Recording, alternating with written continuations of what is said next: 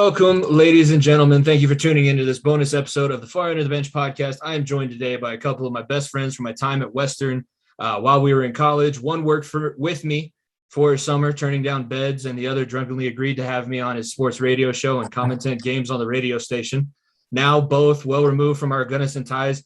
I'm very excited to welcome former KHQ SWX sports personality in Spokane, Washington, Christian Saez, and his wife, former director of content creation for KHQ, Marissa and Christian Saez. Also, Marissa, now the social media manager for DMVR Sports out here in Denver. Thank you guys.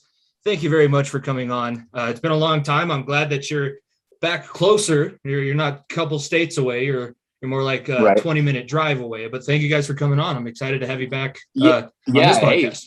We're excited to be here. And you said, we're far removed from Gunnison. It feels like we're starting to take steps getting closer to Gunnison now.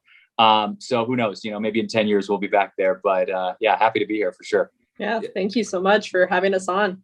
Yeah, no problem. You guys both were, I had both of you on individually for when it was the Center of Attention podcast. Now that Nico kind of got me back on track and we rebranded this thing, we haven't had you guys on, but since we have you both here at the same time, for people that know you from your previous appearances and for the new people that haven't gotten to know you guys, I want to get the story as to how you two met, eventually fell in love and got married, but it didn't start that way. It was a business relationship at first, right?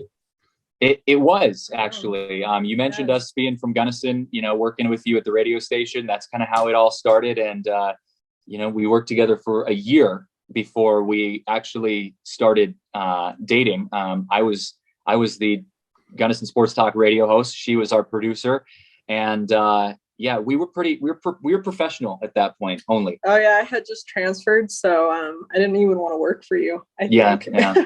I was very against working for the station, but our great advisor and mentor, Terry Schlitzman, was like, "You're going to do it, Marissa." And it ended up paying off in all, in different aspects, but yeah, I think we were work partners for a year. I don't think he even noticed me, other than, the clicking of the board. As long as she hit her ins and outs on time. I was going to say, unless he was yelling at you, like you didn't hit your cue. Which was all the time. So, yeah.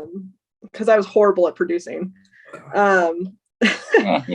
all good. These creative types, they're tough to please. That's what I say, Marissa. God, well, now I'm married to one, so it's I did something right. So I was either entertaining enough, or I was just I showed some motivation or something. I don't know, something got to it. But after a year, it worked out. We ended up starting to date actually after we would start playing basketball together, and she kind of beat me the first few times that we played basketball. Every single time. So that didn't fly with me at first. So that's how we really started talking, was we started playing basketball against each other, and she still to this day kicks my butt in basketball. Well, in defense, I played college basketball, so I feel like, or in your defense, I guess. Yeah. So now here we are. Yeah. I remember getting the updates from those games. You guys still played them even when we were commentating. That was towards the end of our time. Well, at least your guys' time in Gunnison. I still had another year. But then when I first kind of figured out that you two were dating, it was exciting because I'd met both of you. I had different relationships with both of you before I met the two of you together. I actually met Marissa first. I mentioned we were turning down beds for a summer. We took the worst deal of all time. It was like $500 per month for the 3 months of the summer, and we were conference assistants. So we got to just be everybody who came to Western's campus that summer. We got to be their slave. But that was where Marissa and I first met, and we got to know each other a little bit. What do you remember all those long days of folding sheets and separating laundry?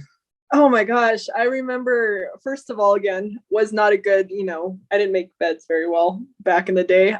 But yeah, it was a very interesting job. But you and I made the best of it. We had a great friend group. And we goofed around, I think, more than we were actually supposed to.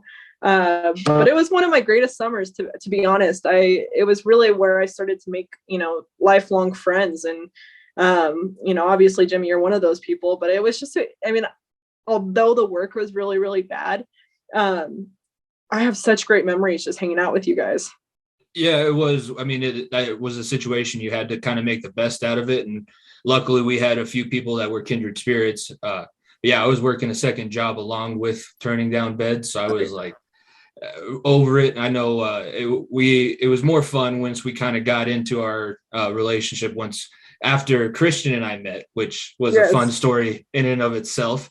I don't know how much you actually remember from that night. I know that it was Kat. Kat was friends with somebody that I went to the party. We met, for those people who don't know, Christian and I met at a birthday party in Gunnison, happened to be at a trailer park in Gunnison because that's half the housing in the valley. Yep.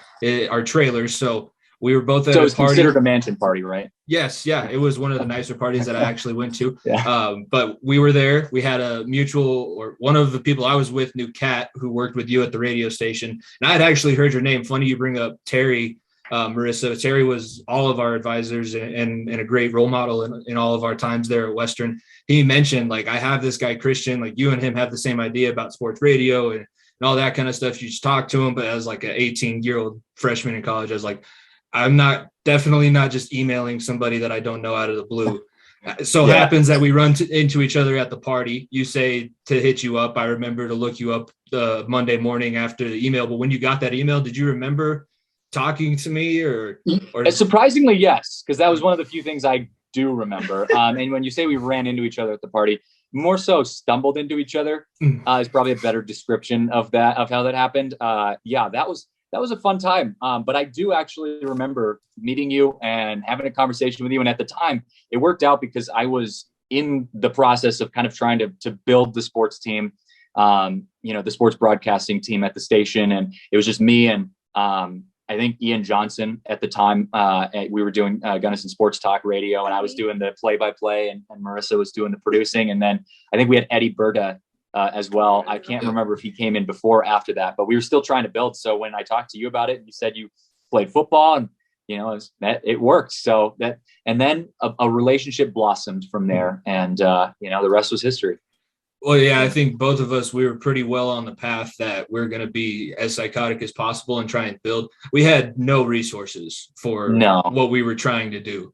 And we put in a good amount of our own resources into trying to build this. But I think that was the main thing, is that we were kindred spirits and wanting to, if 15 people listened to the radio that morning and we were on, I was going to make it as entertaining. And I was going to talk about sports because that's what I want to do. And I want to get good at this. So I might as well try. And I think you and I were on the same page in that regard. Yeah. If it was just my grandma and my mom listening, and Jimmy's grandma and his mom and dad and Marissa's dad, I was happy with that. I was like, all right, we've got an audience here. We've got a loyal fan group. And it's crazy to see how far we've come from that too. Cause it's like, you think about how you start out in any industry, but especially in broadcasting. And, you say we didn't have a lot of resources, which is very true. But I think the good thing was we had a blank page. Basically, we had, an open book that if we wanted to make something of it, we could, but it would be on our shoulders to make something. And, us being very motivated and very passionate about sports, we were able to make something of it. And, it paid off long term. But it is kind of funny to see, you go from college broadcasting with your parents being your only listeners to, even just a media market where you're getting thousands of people watching you at any given point or listening to you at any given point. And it is a very trippy thing to kind of look back on how it all started. Yeah. And I think we definitely proved, and you guys being a big part of that, or at least initially, the CBA awards and winning back-to-back CBA awards for small market broadcast for that station. KWSB in Gunnison has a very proud history, but sports broadcasting, not so much. And unfortunately now with COVID and nobody being there to really keep it going, it's kind of fallen off again. But at that point, we were back-to-back CBA award winners. We had at least built ourselves up to that. We were very close to winning a third one. We unfortunately fell short in that. But we were able to kind of take something from nothing and take a lot of pride in the fact that we were able. I mean, the three of us had a lot of fun, and I think that at least that came through in the broadcast and people enjoyed listening to it, and winning that award is something that I still, I'm very proud of and being up for those awards. So even though it was small, it's still very meaningful. Yeah, for sure. I really think that the success came from me sneezing in the middle of our broadcast. Yeah, that's a highlight for sure. or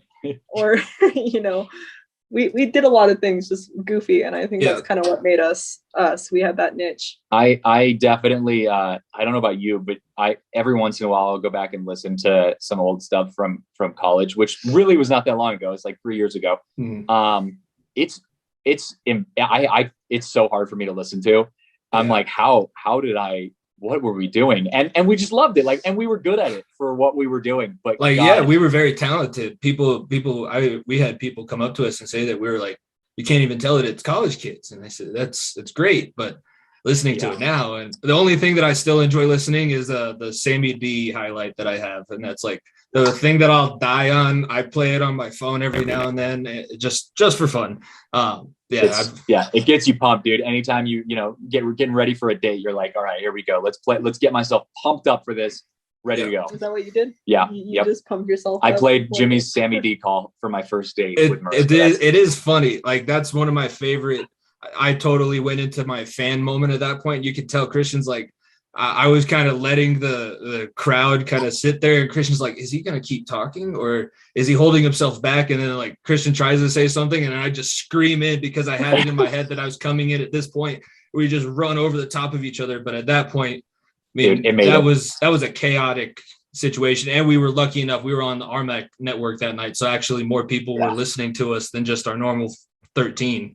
It made it the chaos of the broadcast made the call. It was one of those things you talk about, like, it might not have been pretty, it might not have been something they teach you in school, but just the emotion in the moment, it was 10 times better than a good formal broadcasting call in that moment. Yeah. And I mean, we were, recently we worked with a lot of colleges too, that they do have, actual broadcasting, what are they called?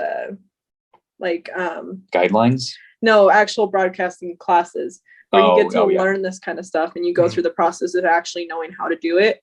And I will say, and trying, to be as unbiased as I can, you guys were great compared to those kids. Like, you guys just had natural talent, and it was just something you can't teach. And, you made it by being funny, but also having just kind of that raw talent that came with it. And I think another part of it too, and I agree 100%, like I've noticed that, we've worked at schools like Gonzaga and Washington State, where they have phenomenal broadcasting and journalism programs.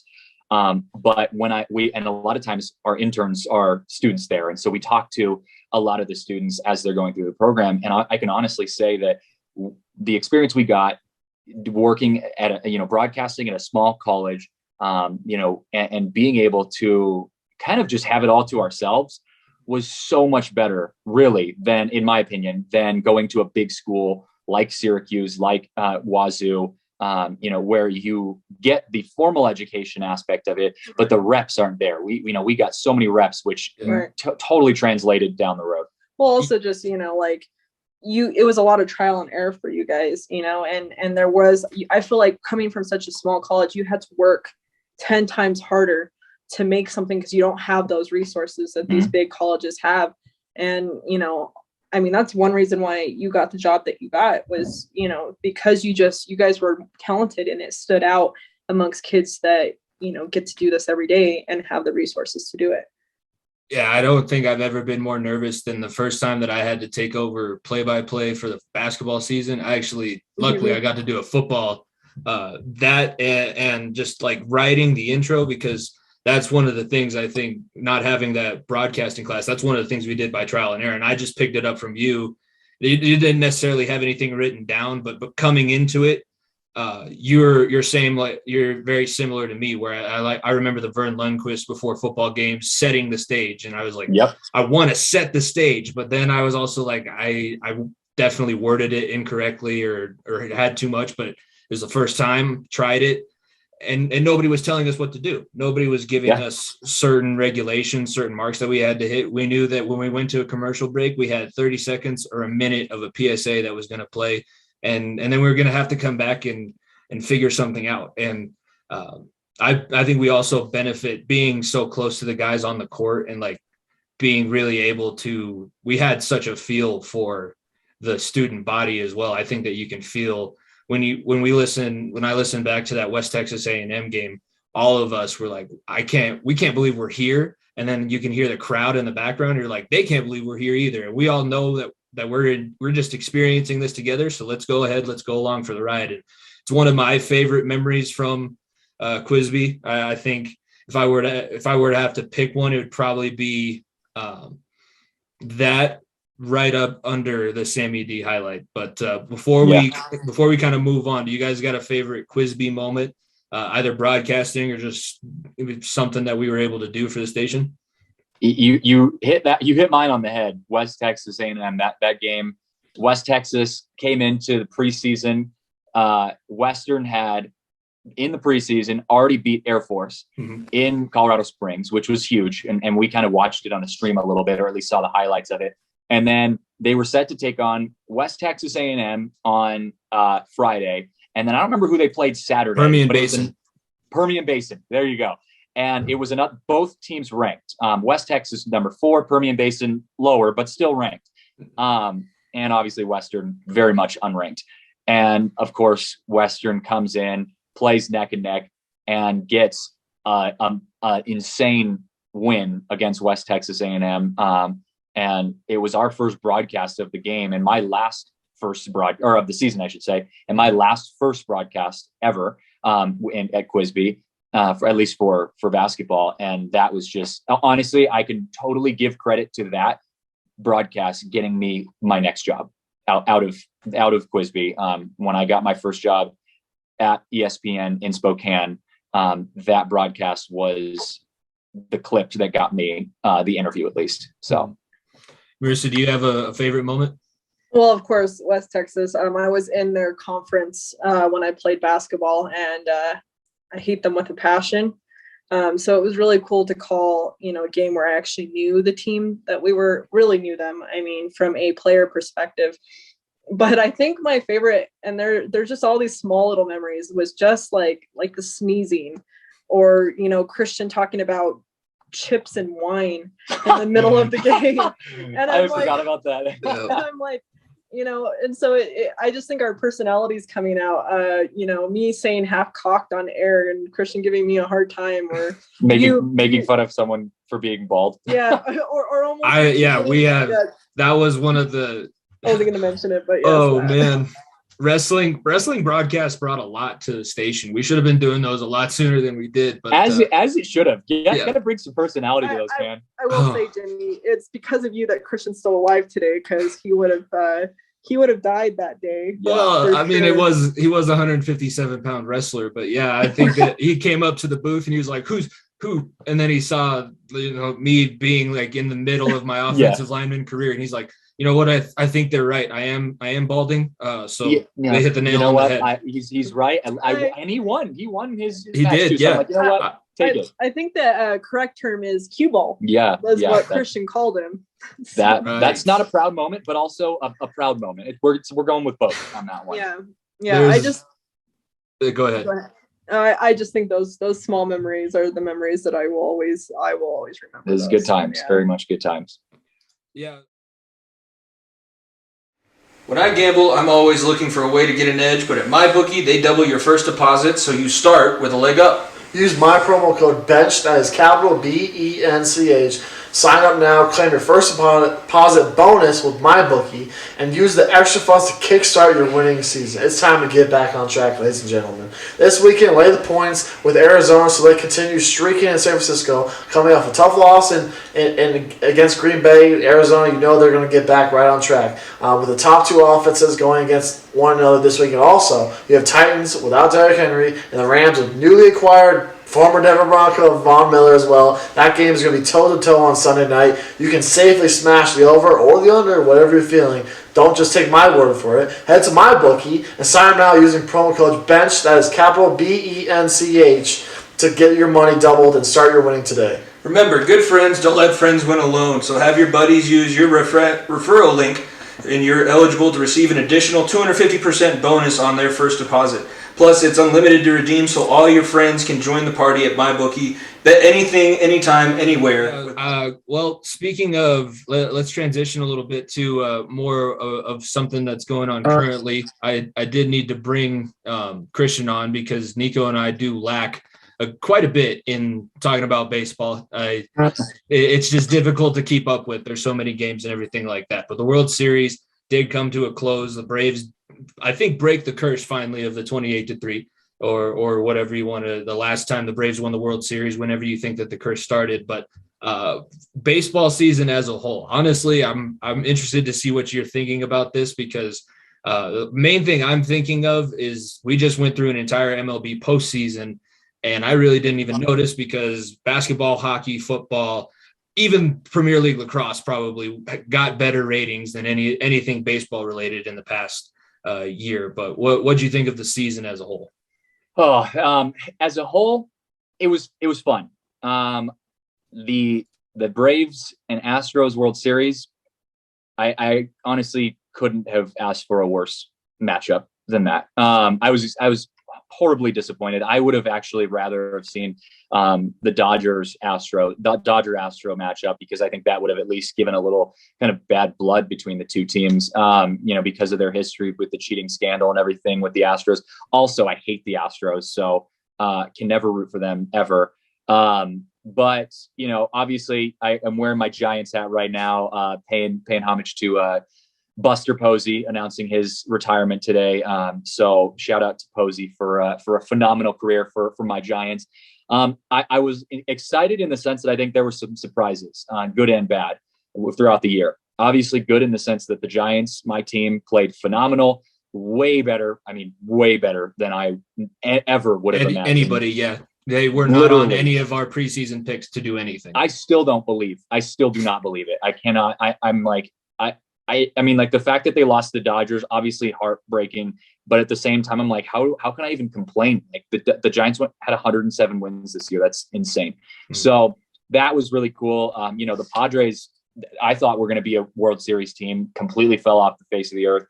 The Yankees, same thing. They were awful and then somehow made a playoff run. The Mariners, my Seattle Mariners, kind of put together a playoff run at the end. So there were some kind of cool things about the season, but I think the ending just completely tanked.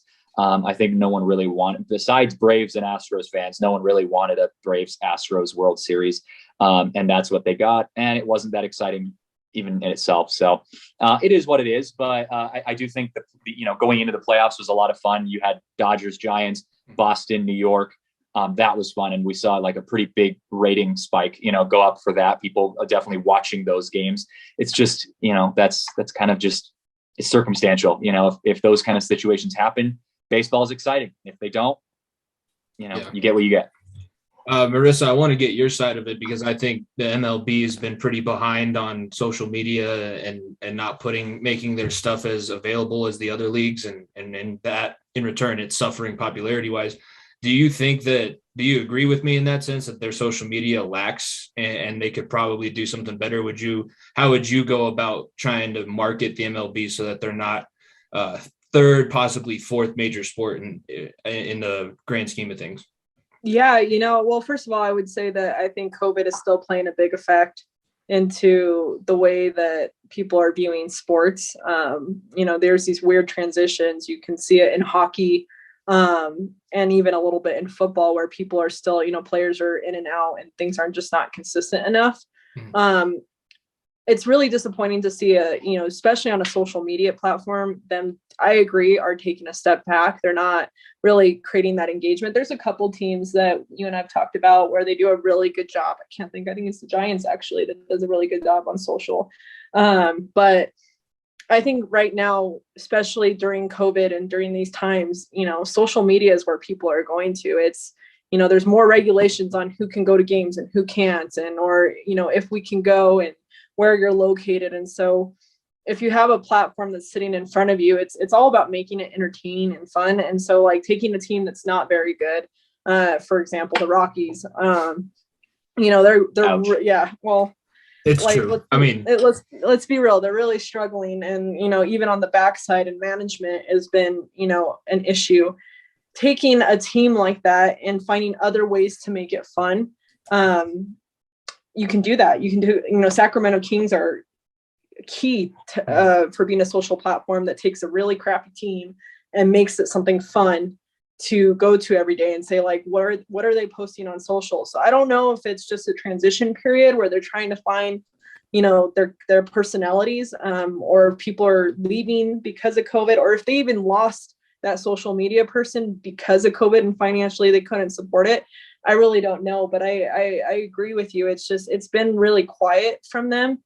And this is right now the prime time to do it because, like I said, so many inconsistencies that are happening socially. So yeah, and I think the Rockies are an example. I think the DNVR Rockies page probably gets more interaction and probably has a higher following than the actual Rockies team page, just because they are actually putting out the stuff that people want to see. And for a long time, I think you had to pay to watch MLB social media. They had a certain app that you can watch any of the highlights from, and that was it.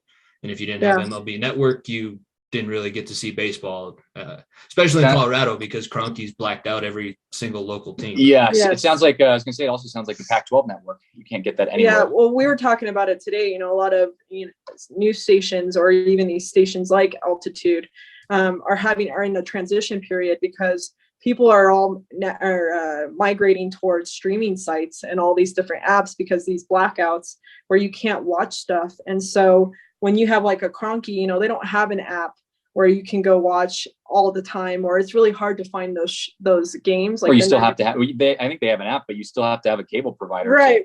And then, so like the other day I wanted to watch the Nuggets. Like I couldn't do it because I just didn't have the ability to do it.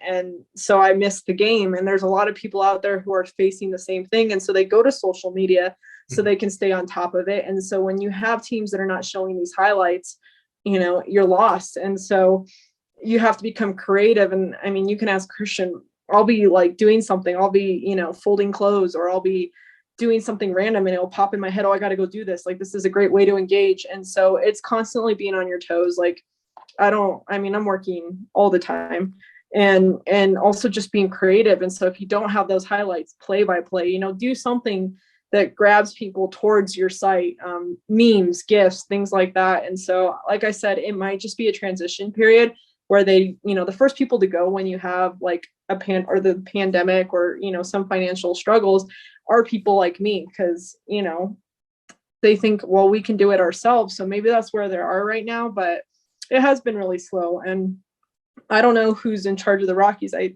remember her. They hired a couple new people. Yeah, but like it's, it could be, like you said, Kroenke blacking out things, you know, contracts, whether or not they're allowed to use stuff.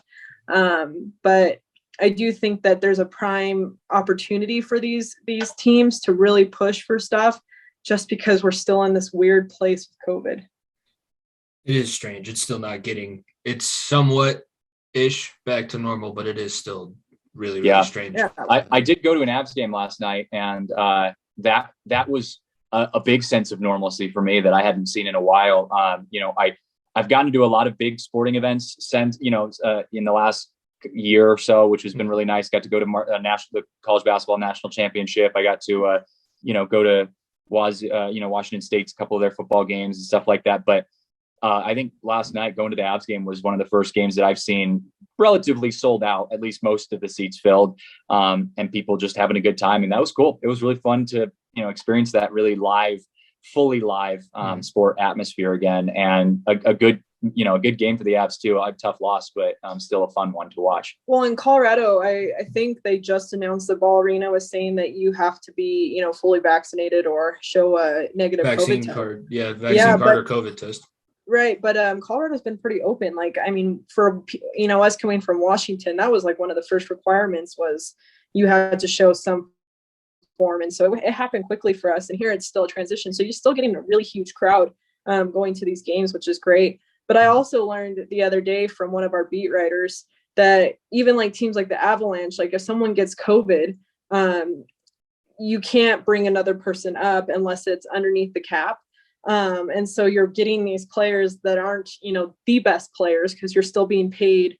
That top player that's out for COVID is still part of the salary. So, you're getting these inconsistent games too, and you can't really determine how well a team's doing just because of the regulations of the NHL. So, Yeah, we have a few guys. We have a 39-year-old defenseman that wasn't playing hockey for the last 3 years and got like a professional tryout that is starting for the Avalanche right now. We also have a guy named McDermott who isn't good enough to be in the AHL, let alone the NHL. And those are the two guys that we have to have on right now because the NHL is, I don't know how they are losing money or not making money, because I feel like this is as popular as hockey's been for the last few years, especially now.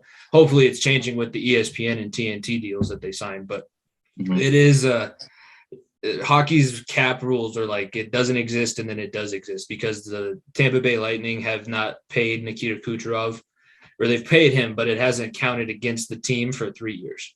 Because he's been on long-term injured reserve. But it's one of those things you kind of have to be. You got to be like a lawyer to understand it. I mean, there's so many different elements to those contracts and those different regulations and guidelines, and it's so hard to keep up with all of it. But it's just like you said, like the sense of normalcy, getting to kind of feel what it feels like to be around a crowd, a sellout crowd, people cheering, high-fiving again. That's really cool, and I got to kind of experienced that a little bit here in Colorado for the first time in a while. So that was a lot of fun. Well, I want to take you guys back now to Eastern. Do you guys consider that Eastern Washington? I don't know how they refer to themselves. I've never been to Spokane, unfortunately. Yes, it is Eastern Washington, right next to Eastern Washington University. And then we're basically on the border of North Idaho. You throw a rock and you're hitting Coeur d'Alene. So, and I think that Eastern, when you think of Washington, it's Seattle. I think Washington is claimed by Seattle, and then you realize that there's this whole other half of the state that I was a Gonzaga fan my entire life, and I feel like such a dork. Had no idea. Like, I knew they were in Spokane, but I didn't even know where Spokane was. You and Jimmy Kimmel. Yeah, so I'm like, is it even a university? Yeah. Is Gonzaga real? Yeah. Is it honestly, Gonzaga or Gonzaga? I never watched basketball, so Gonzaga was never. Didn't even know they existed up until like my 18th birthday. But neither here nor there. I was gonna say it's a cult basically, and I mean it in a fan sense. Like people will murder for the Zags. I mean, they are die hard as it gets. It's like it's bigger than the Broncos, and I don't mean bigger like fan base. I mean like the small fan base that we have in Spokane is they would kill and go to prison for life for the Zags. Well, it's any of the Eastern Washington teams, and even the high school teams. Like, I've never even seen such a fan base. I mean, we'd go to high school games and basketball, and every seat was filled, and you couldn't hear. Like, I would walk out with my ears ringing, because the loyalty in Eastern Washington and their sports is on a whole other level. I mean, our weatherman, his kid knows the WSU fight song. Yeah. And that's the drinking song. The drinking song. Yeah. And that's what they put him to sleep to. Like, he's like that's a year old, 2 years old. And that's everybody like in Eastern Washington. So like it's a whole other level of fans. And I think the reason is because, it's a small city, short of a million people for sure, probably like 500,000 people. But it's all we have. I mean, the sports, you've got Gonzaga, number 1 team in the country. You've got Wazoo, which is just down the road, basically. You've got Eastern Washington. So you've got Pac-12, you've got Big Sky, and then you've got Gonzaga. And on top of that, you've got the Spokane Chiefs, and which is the minor league hockey team, and the minor league baseball team there, the Spokane Indians. So it's just like, it's a very tight-knit sports community. And so it's like, it's the only thing we're really proud of, being in that part of the state. It's like, that's all we have. So we're just going to go for it. But it's everything. That and Vision Quest, right? That and Vision Quest? No, Vision. Yeah.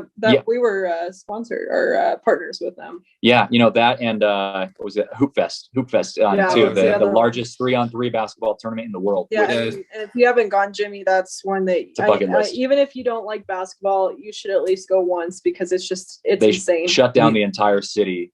A city about half the size of Denver, but still big. Pueblo size. Yeah, it's bigger than Pueblo for sure. And they shut down every single street in downtown and put up hoops, and it's just 3-on-3 basketball tournaments throughout the entire city all day. Yeah, I think we were talking about if I was ever going to be able to make it up and see you guys up in Washington, we were going to try and see what that was all about and make it around that time. But Awesome. you got that. It's interesting. Like that time, you go from Western, which is in the middle of the mountains, to Spokane, which is a totally different type of place. You guys were going specifically for school, or what initially caused the move out to Washington after you guys graduated Western? I actually got the job at SWX. We were both looking, Christian was getting ready to graduate and I was working at the Overlook Cafe. That wasn't the Verizon store yet? Oh, that too. The last year when I was waiting for Christian to graduate was just an interesting time for me. I definitely cried a lot at the jobs I was working at. But it's a good test for my boyfriend skills. Yes, I definitely put him to the test. He was really, figuring out if he wanted to marry me. But no, I got a job at SWX KHQ, which is like the NBC station, as their social media or their director of content creation. And they never had a social media team, or they really didn't even have a social media presence. So I was coming in from scratch. And so we knew we wanted to take that next step. Christian really wanted to get back to Washington. And so I started looking out there, and this job had, a 30 days past when I was, starting to apply for it. And I didn't even think I was going to get it. And literally it was the quickest transition. I mean, a week after Christian graduated, we were already heading out to Spokane. And then you had the job with the Indians. Yeah, I got a minor league baseball stadium announcing job, which was awesome. It was super cool. Got to spend a summer at the ballpark making minimum wage to perfect for you. Yeah, just PA announce. Get to introduce the players, all the different teams, which was really cool. And then from that, I met a couple different contacts. Met the Eastern Washington broadcaster, the play-by-play voice for them, and he set me up with the ESPN station. Got a couple games on ESPN, and from there, I met with her executive producer at the TV station and started getting games with SWX. And it just went from there. And, she kept working at KHQ and SWX doing their content. And I was doing just freelance broadcasting at the time. Got to call some big games, called a couple D1 games in the Big Sky Conference, including the Big Sky Conference Championship for Eastern Washington on ESPN radio, which was really cool. And then COVID hit literally right after that. And I, was unemployed for 6 months because there was no sports. Luckily, she kept her job. And from there, I kind of jumped into news reporting for the same station, for KHQ. So I just transitioned into news just to kind of fill time. And I will say, although I never want to do news ever again because it was depressing, it taught me a ton about broadcasting that I never would have gotten from just play-by-play. And how I said that West Texas game is going to be what gets me, or what got me my first job.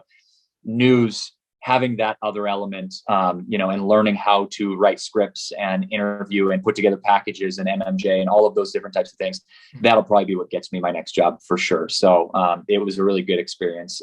And here we are.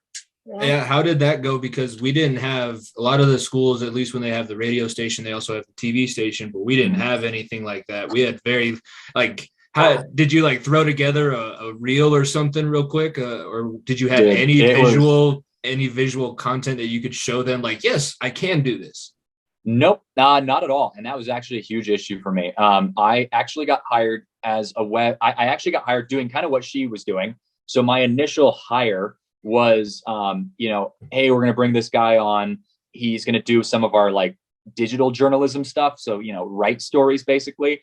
But he has a background in broadcasting. So maybe he can do some on-air stuff for us. And so I remember after a month kind of getting trained and getting settled in, I went to my news director and I was like, hey man, I can do this on-air thing. I've got some good experience on air, play-by-play, not reporting, but it can translate as long as you just kind of help me out.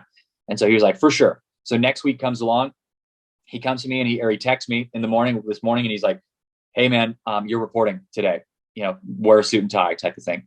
And I was like, oh, okay. And I'm thinking in my head, this means I'm going to go shadow someone. I'm going to follow, KHQ, to put this into context, we're a top 60, or we were a top 66 market. So out of like 500 TV stations nationwide. So it's a very big market, and people go years in smaller markets doing actual reporting before they can get hired to go on air. And then they take months of training before they actually are allowed to, go on air. So I'm thinking to myself, I'm going to just, shadow some reporters, that kind of thing. No, I show up and they're like, no, here, we have a story for you. You're going to go out to the airport. You're going to talk to travelers on it was right before Thanksgiving. You're going to go talk to some travelers about, what their thoughts are on flying during COVID, which was awful, just an awful assignment as it is.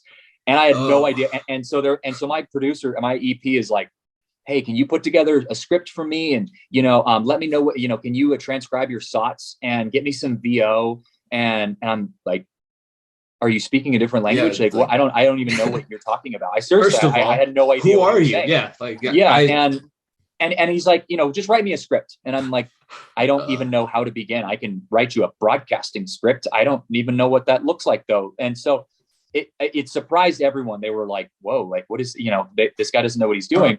But we just I just kind of went into it. And I luckily had a really nice photog who, my cameraman was very helpful. But I remember being so stressed out of my mind, and they had me going live that night. And it was the most stressful thing I've ever done in my entire life. And I made it. I did it. Didn't mess up. It was, it worked. But I just remember being traumatized inside, because I had to memorize this script, or I thought I had to memorize this script. I didn't even know if I had done it correctly. I had just no guidance whatsoever. And somehow the people upstairs liked it. They were like, all right, he's good. Let's keep him going. And I think my bosses upstairs didn't realize that I didn't know what I was doing until like a month later, when I talked to them and told them, hey, I had no idea what I was doing. I was just guessing. I've watched news before. Like, that's what I was shooting for. I was just crazy. Playing pretend. Oh man. But also I think that goes back to what we were talking about earlier with the kind of free reign that we had at Western. Yes, that's a lot higher stakes with it being live and in a major market, but really it wasn't too different than when you first did your first broadcast of a game and you're like, I don't know if this is good, this is correct. We're going to turn the mic on. I'm going to go and we'll see. It's like, I know I'm going to expose how much of a dork I am, but like professional wrestlers call it red light fever. Like when the camera goes on, you go like crazy and then you kind of black out and just, I feel like you got the blinders on. Yeah. You just kind of, that's the best. It's stressful. I don't know if it's necessarily good for your health, but is there a better way is there a better way to learn? Honestly, no. And I will say, I had a month from when I started going on air to when I actually felt in control of what I was doing. And that month was truly one of the hardest professional months of my entire life. Because of the pure terror of every day I'm going to work and I feel like I don't know what I'm doing. No one's really guiding me. They're just kind of throwing me in. And if I fail, I mess up, and thousands of people will watch this. I mean, like thousands of people see it, and it goes on social media, and so I'm like, there's a ton of this. And I think the pressure went beyond Gunnison level, where you're like, if we mess up, no offense to Gunnison, Quizby, whatever, if we mess up, really, it's our parents and the old people who have the radio on in their garage. Those are the only ones who are really going to, notice it. This is like top 60, television, NBC station. I go on right before Lester Holt does his nightly news type of thing. And it was stressful. Well, and we were already in a period. I mean, this is right after elections. So it wasn't like the media was in a good light anyway. Yeah. So like we had a lot of, there was a small period of time where we were having to go out 2 at a time, just because, we didn't know how safe it was for us to go out and about. So Christian being thrown in right in the middle of that, with, not a whole lot of experience. And then, I mean, a lot of the times his first go, you were by yourself and like trying to figure it out. And so, I mean, I think you were a trooper and you definitely did it, and you successfully did it.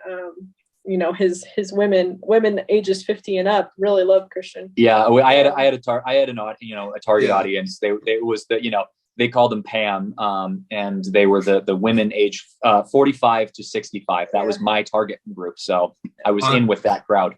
Honestly, if I was casting a movie, I would put you as like the news anchor who's just ethnic enough, but also still very white. But like, thank you for watching the 5 o'clock news. My name is Christian and Saez.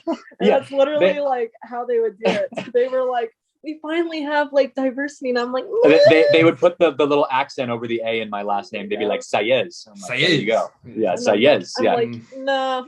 Yeah, it was very exciting.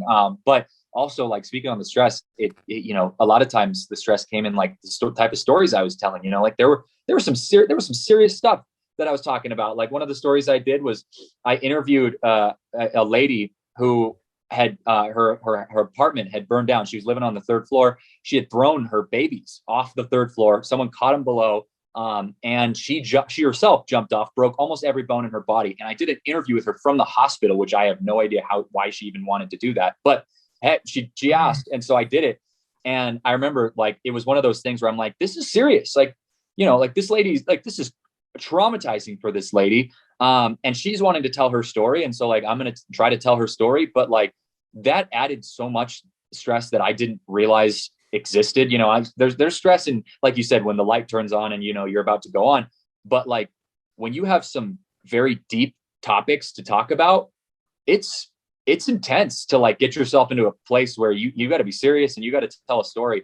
And so that was kind of another element of it, but that is also why I'm not going to take a job in news ever again, because that was too much. I'm like, I don't want to tell those type of stories. We'll see. Yeah. Right. We interviewed Scott the Huff, who used to be one of the board ops for 104.3 The Fan. And he was, said that he did traffic for radio station for like 3 years. He said, I'll never do it again because it got so depressing to be like, we have a 3-car pileup, and then the whole room just, and I was like, getting a little morbid at this point. There's a fine line between like you said, telling the story, but you also have to keep yourself far enough out of it. Because if you get too lost when you're working for a station like that, there's, sorry to lift it, you're looking at the man behind the curtain, but obviously the station could tell you how they want you to spin a story a certain type of way, and it's their kind of voice behind it. But you have to be able to keep yourself professional enough, but also acknowledge like that is a big step for her to want to tell that story.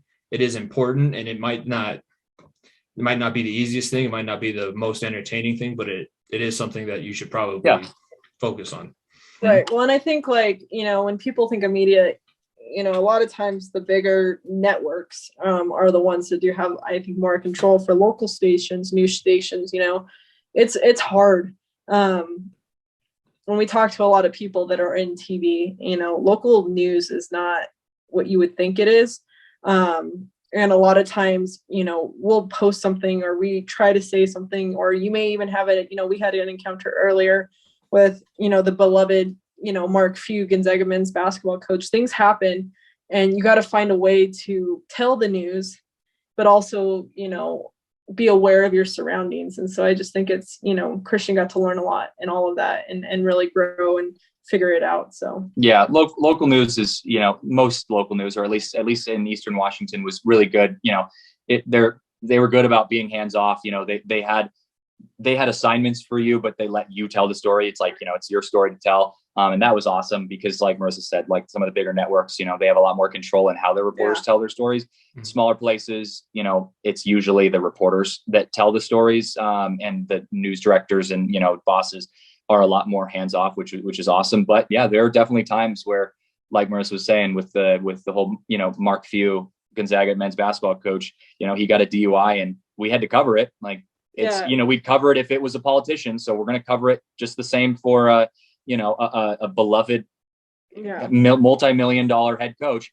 And a man we're partnered with. So we see him a lot. And people were upset about that. They thought that we were, not giving him too much of a hard time. And it's like, but like I said, if this happened to the mayor, we'd do the same exact thing. And so it's really hard, to kind of please everyone, but you just have to, like you said, kind of stay true to yourself, how you feel.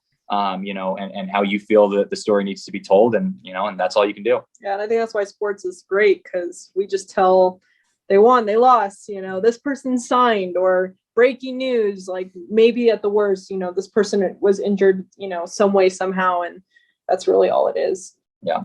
Every now and then you get the story like what came through Vegas a couple days ago with Henry Ruggs. But yeah, and obviously we talked the first time that you were on Center of Attention, Marissa, we were talking about Kobe and Gianna, because that was right around that tragic incident. But there's obviously certain lines that you're willing to talk about, and then there are certain things that probably should just be left unsaid, and it's kind of left up to us to decide where that line is. I think you two will find this funny, because this actually happened after. So when I took over Gunnison Sports Talk Radio, we were going, and I added it was basically just the football player hour at that point, because I was the only people who wanted to come in and talk about sports for an hour. One of the guys that we had on the show dropped a full-on F-bomb in NFL draft post coverage, and did the cardinal sin of dropping it and then stopping, because he realized what he did was wrong. So then everybody could just focus on the fact that, this guy just dropped an F-bomb on the radio. I was like, dude, just talk, keep going. And then we got through it. We went to the commercial. He's like, what's going to happen? I was like, if somebody was listening, we'll probably have to pay a fine. Most likely nothing, but what are you doing? Don't do that. You know better than that. Yeah, that's so funny. Hey, no, dude, it happens, man. Things definitely happen.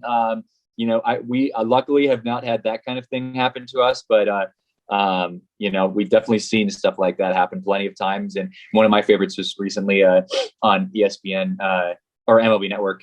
Pedro Martinez, he was doing some post game coverage, and he said something very similar to that, where I think he just forgot he was on television and just started cussing. And I was like, what are you doing, dude? Like, you just forgot that you're on TV. It's cool. There's cameras and microphone and everything like that. But okay, I guess that's. Yeah, he should have just started cussing in Spanish. That would have been even better. That's always. And with MLB Network, you probably have a lot of people that would still understand you, but the executives probably wouldn't. So yeah, exactly. That's perfect. It would be a great situation. Before we kind of wrap things up, and we'll do the rapid fire questions like we normally do at the end of our interviews here on the far end of the bench. Let's talk about coming back to Colorado. I mentioned you guys are back because Marissa got a huge job as the social media manager at DMVR Sports out here in Denver. How did that come about? Like, did you, because I was talking to some of the radio guys, and I have Brandon's number. I've reached out to him before. I didn't get any kind of response, which makes sense, because when I reached out to him, I had that was when I was doing Center of Attention for 10 people in my basement. But how did you get on their radio, and were you actively job searching while still at KHQ? Yeah, so I would say I always love Colorado, and Christian can also back that up.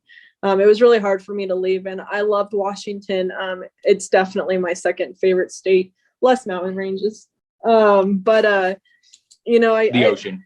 Yeah, but I wanted to get back. I only was able to see my family maybe once a year, which was really hard for me because I'm such a family person. And so Christian told me, if you get a job in Colorado, if it falls in line with both of us and what we're trying to do, then we'll go, like, no questions asked. And so I had been applying everywhere. I applied to different places throughout Denver. I was looking I wanted to stay in sports, but I was getting to the point where I was like, it's not meant to be. Maybe, all this work that I did in Spokane just isn't going to, kind of transition over to another job.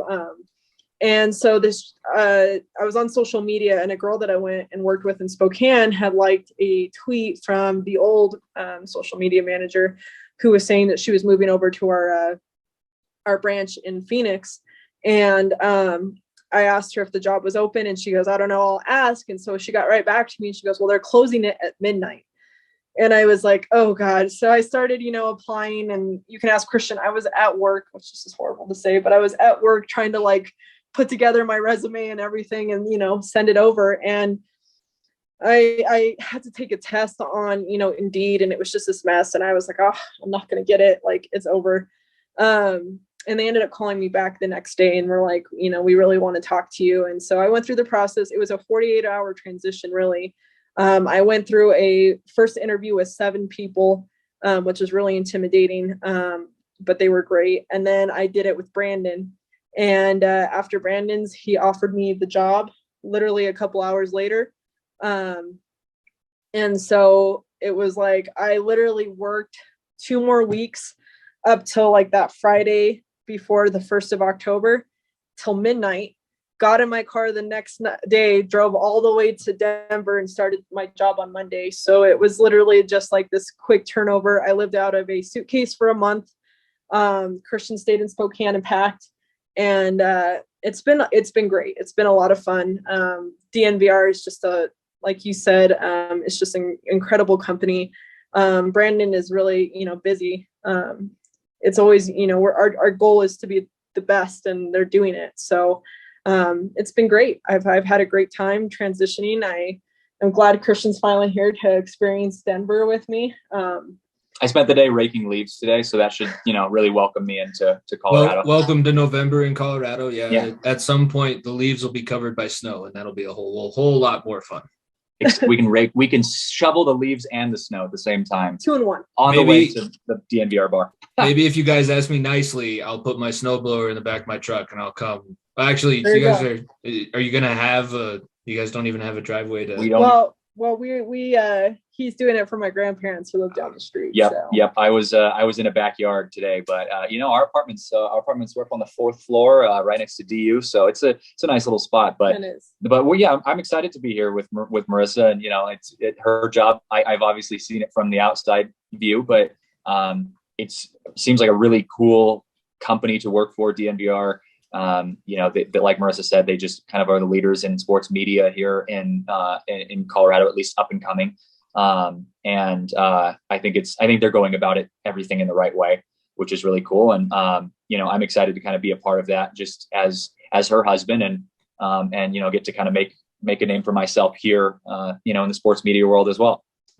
Yeah. I figured that was none of us are good at just sitting around, and we have constant motion. So I knew, like, you're coming out here at some point, you're going to be focused on getting a job out here as well, and making that kind of a mark, which is great. Obviously for networking purposes, selfishly for myself, I was like, awesome. And I get friends coming back, and everything is like, for as long as the last year and a half has been with the whole pandemic, and such great timing. I graduated right as you guys were mentioning the pandemic hitting and everything like that. But everything's like turning to a point. And yeah, I mean, DNVR, I would say, for reference for people who aren't in Colorado, it's probably as close to Barstool on the West Coast, except it's a little bit different because it's just specifically Denver. It's not trying to be some national base. They focus on the Rockies, the Avalanche, the Rapids,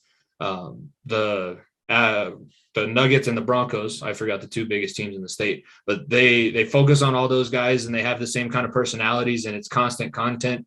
It's a machine. It's very impressive. I was telling you guys before we started recording, it's for what they've been able to do. I'd almost feel like getting a job there is bigger than getting a job at the local ESPN affiliate or something like that here in this market. It's a huge deal. So I'm very excited for you. And when I saw it, we were like, Nico and I were both like, wow, congratulations. That's a huge step. It's just a big accomplishment. So as a friend, I'm very proud of you, and I'm happy that you're back close, because that's the main thing. Well, thank you. It is an honor. I will say that, people only get to see the outside of a product when it's, sent out and what it looks like. They don't understand the backside. And when people think you work in sports, they think, oh, well, you just get to sit all day and, watch sports and that's it. But the people I work with, I mean, they bend over backwards to provide the kind of content that's coming out. And so to really see that, I look up to them, and I appreciate them for what they do, because you may see, 30 minutes of a show where, it took all night and people were staying up till 1 a.m. trying to make it perfect. And so you can ask Christian. I mean, I'm working a lot, but it's worth it. And it creates content that people love. So it's a great company. And for those of you who do watch DNVR, and for those who are wondering what it is, it's an incredible company who just, they really care about their fans and they want to give them the best that they can. And come get drinks with us at the bar. Yeah, you can, you know, the great thing about DNVR as a team is they're always there after their shows. And their whole entire motto is being part of the, you know, the fans, making it a family type atmosphere. So we're not above you, we're equal with you. So we'll have random people come sit in the bar with us and, you know, I'll like whisper over to my coworker, like, who's this? She's like, I don't know. But, you know, they're family and that's how we treat them. So honestly, Jimmy, you guys come down anytime and we'll always be there. Yeah. Beer night has been long overdue. Those nights in Gunnison are still some of my favorite. Well, now we have what are called BLTs, the Bud Light Towers, yeah. And they're like these massive towers of just Bud Light that people drink at the DMVR. That are unreasonably cheap. It seems like they'd be losing money on them, but they don't. That's our best seller. Next Avs game that's not during the week, so I don't have to hate myself at work. I'll look at the schedule, and you guys are going to be getting a text from me soon. But let's get into these rapid fire questions. Let's wrap up. Let's do it. This has been great. Thank you guys. I can't thank you guys enough for coming on, especially just, you know, it's kind of back to my roots with the solo interview of you two. Unfortunately, Nico wasn't able to be here with work, but let's get into some of these questions. First one that I have down here. What was your guys' nickname in your sport growing up, and what sport was the nickname originated in? So it's a two-parter. Yeah, yours? I got mine, but go first. Mine was Goldfish in baseball because I, before games, would eat an entire bag of Goldfish before every single game. I'm pretty sure it was all the way through high school. So I was nicknamed Goldfish. So yeah, looking back, that seems very unhealthy. Probably shouldn't have done that, but it worked. I mean, it worked. Yeah, I'm not proud of mine. I didn't even like it when they gave it to me, but it was double stuffed Oreo. And it's literally, there's so many ways to interpret this nickname. But anyway, it was called double stuffed because my parents didn't let me have a lot of sugar when I was younger. And so when I got to college, I kind of was let loose. And so I used to pile like packs of Oreos into the back of my car.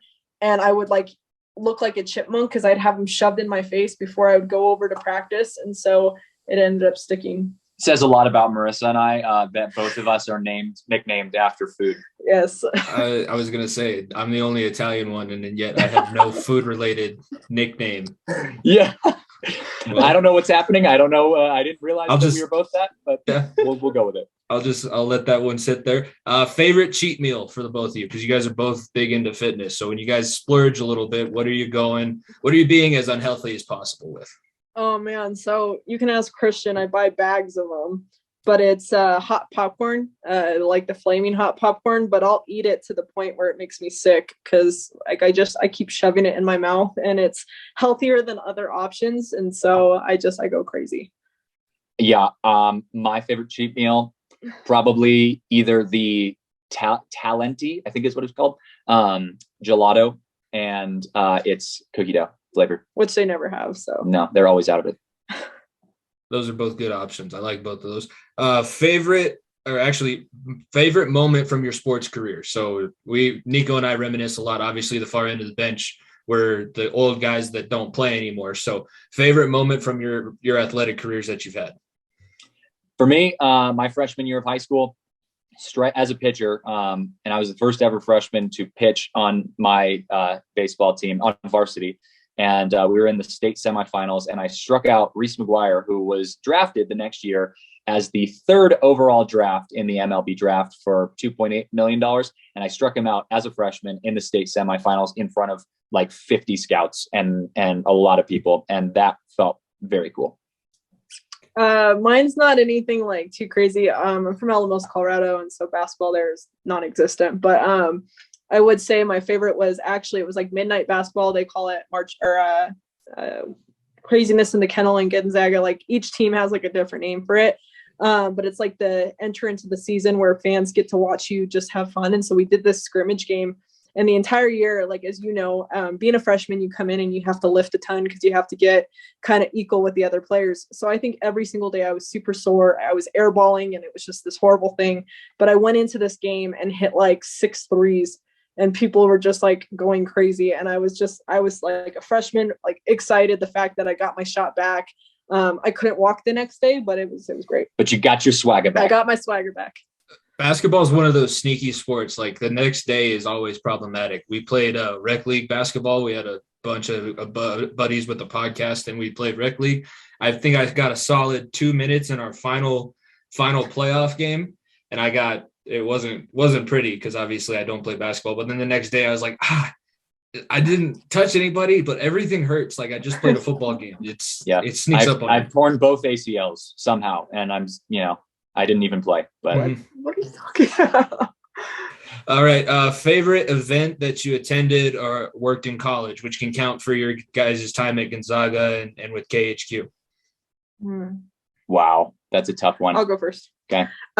So mine was actually Craziness in the Kennel. I've never seen such a crazy atmosphere. They fill the stands. Like tickets to the games are insane.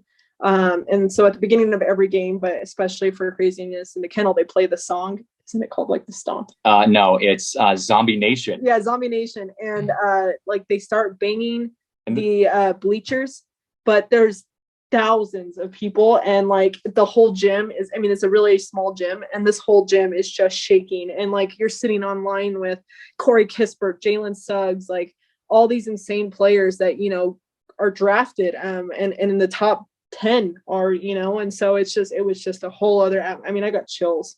It was insane. For me, probably my favorite sporting event that I've ever been to. Is this ever or in the last few years? Let's go with just the last few years. So between Western and now. Okay. I got to go to the college basketball national championship with Gonzaga. Is it the Final Four moment? It was. So that was probably the coolest moment, sports moment for me. I was covering it. I got to go to Indianapolis for the TV station. I was the only reporter that went, and it was 14 days. 16 to 18 hour days, 14 days straight. Just a brutal grind. Paycheck was nice afterwards, but brutal grind in the moment. And, but I got a lot of really cool experiences, and that being one of them, being at Lucas Oil, for the Zags run, obviously a tough way to finish, getting walloped by Baylor, but to be a student at Gonzaga, getting my master's, and also get to cover the team in one of the most historic tournament runs ever. Was very, very cool and something I'll remember forever. It's one of the, especially radio call wise, I like to go when big moments happen like that. I like to go back and listen to the radio call. And it was the guy who was initially got them to the championship way back when. And Adam Morrison. Yep. Adam Morrison. And Nico talked for like 15 minutes on that whole situation and how it's one of the coolest, especially jumping up on the scorers table, and basketball players are showboats. I'm sorry, Marissa, but you guys are. It's not fair. I know. But yeah, no, that's one of the cooler. If I would not be the same person after that happens, I'm immediately 100% a superstar the following day. Yeah. I remember interviewing what is his name? Tom Hudson, the voice of the Zags, the day after that happened. And so he was the play-by-play on the call with Adam Morrison being the color analyst. And I remember when I was interviewing him just about that call, like, emotions, play-by-play to play-by-play guy, like I get how that feels, like, but walk me through it. And he was getting emotional. I mean, like, and he's a guy who's been doing it for 40 years. He's the voice of the Zags. And he, was like, that was one of the coolest things I've ever seen and done in my life. So it is cool to kind of see how it impacts people for sure. Well, and these are players that are not like, yes, they have the ego because they're obviously the best, but these guys are genuinely great guys. Like, I mean, I got to talk to them one-on-one before, like Corey Kispert, Jalen Suggs. These are just good kids. And Jalen, being as young as he is, was humble. Like, he wasn't this overly cocky kid. He was confident. He confident, but not cocky. And he always, referred in all his press conferences back to his teammates. Like, I wouldn't have been able to do this if it wasn't for my teammates. And so it was also cool seeing just a team like that, succeed like they did. It's a cool culture that they have with all the older guys, and not everybody goes and not everybody is an NBA star after you leave Gonzaga, but no, college basketball wise, that's the place one of the best places to be. Yeah, ranked sure. preseason AP #1 this year again. Even after losing to Baylor, I mean, I was a little would think that surprised, you would need to get a few more athletes to compete with the other top teams, because that was the main problem against Baylor. They were just way too athletic. But oh, dude, those guys were football guys that were legit basketball players. I mean, like that was a total athletic game. But you know, like the thing is, Gonzaga, if they had played Baylor earlier in the year, I'm gonna die on this hill. If they had played Baylor earlier in the year, I think if that game that they had gotten canceled because of COVID against Baylor in the preseason would have happened, I think at least that the national championship is significantly closer, because the coaching staff would have prepared them, or they could have prepared for that game. I think they came in blissfully unprepared to play against a team like that. They just don't have the size. I mean, you have the best footwork in the nation, you know, as Drew Timme. Doesn't mean you have the strength to compete down in the paint. And same this year, you have Chet Holmgren, almost 7 foot. I mean, just this, but he's the slender man. Yeah, he's literally again, we're probably going to come into some situations where he gets outpowered, but we'll see. Yeah. Yeah, they've never seen any kind of animal like that. It's the Ace Ventura when he's looking for Snowflake, and it's the Great White. That's no Snowflake. That is no Snowflake. That's for sure. All right, last one here. 5 years from now, what can we expect from the Saezes? Kids. What about the fur? You guys got a fur baby, don't? Yeah, we got a fur baby. I agree. That's all we need for now. No, if in 5 years, we hope to still be in Denver. I obviously by then I'll be back on air one way or another, whether it be TV, radio, or even podcasting. Who knows? I mean, like you said, like you guys know, the future of sports media is not what it is today, what it currently is, or what it was 10 years ago. So, but that'll kind of come around as it is. And for you, I'm thinking probably just progressing in the same thing that you're doing now. Yeah, I don't know. I think I drive Christian nuts a lot in the sense that I'm not really a planner. Like, I never planned on being in social media to begin with. And, here I am 4 years later, still doing it. And obviously in a great market, for a great company. I have no idea. Social media is growing. It's becoming one of the mainstream sources out there. And, I think that I have potential to grow in this area. So who knows? I beg, I pray we stay in Denver. But I'm just kind of leaving it to God, I guess. I will throw out my prediction, because I feel like this is something that, it's going to happen 5 years from now. I'm predicting Rockies, Mariners World Series. Rockies win the World Series against the Mariners 5 years from now, in 5 games. I'll take it. So with 5 years from now, you need to bring this back, this clip, and it's going to happen. Well, now I want to throw it out there. I feel like, Washington's going to have the Sonics come back, and, the Nuggets are going to come back. That's bold.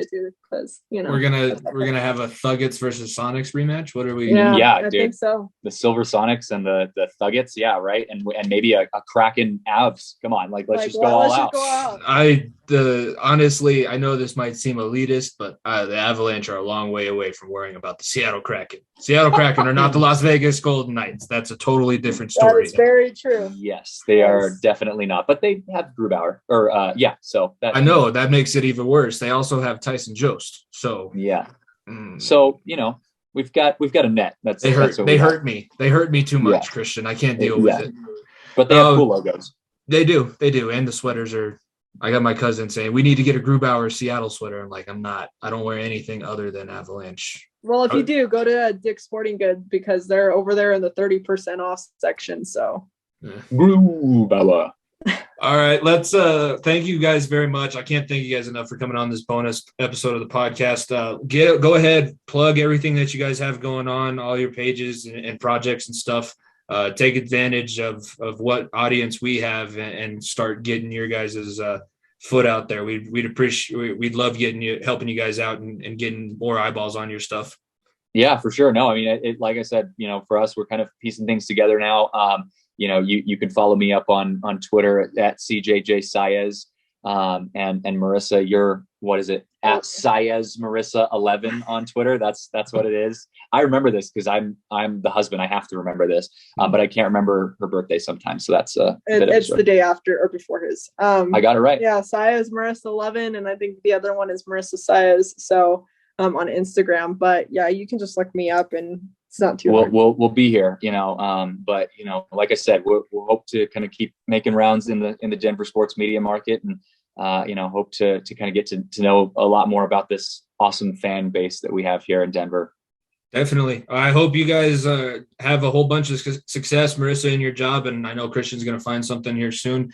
For the podcast, follow us at FEOTB Pod. New episodes come out Wednesdays.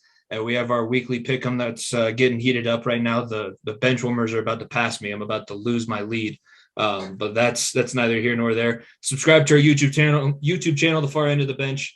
And yeah, become a bench warmer. Follow us on all our platforms where we're growing right now. Follow Christian and Marissa. They're going to be doing big things moving forward. But for that, this has been Far End of the Bench with Christian and Marissa Saez, myself, Jimmy Pilato. Thank you, everybody, for tuning in. We'll catch you guys next Wednesday.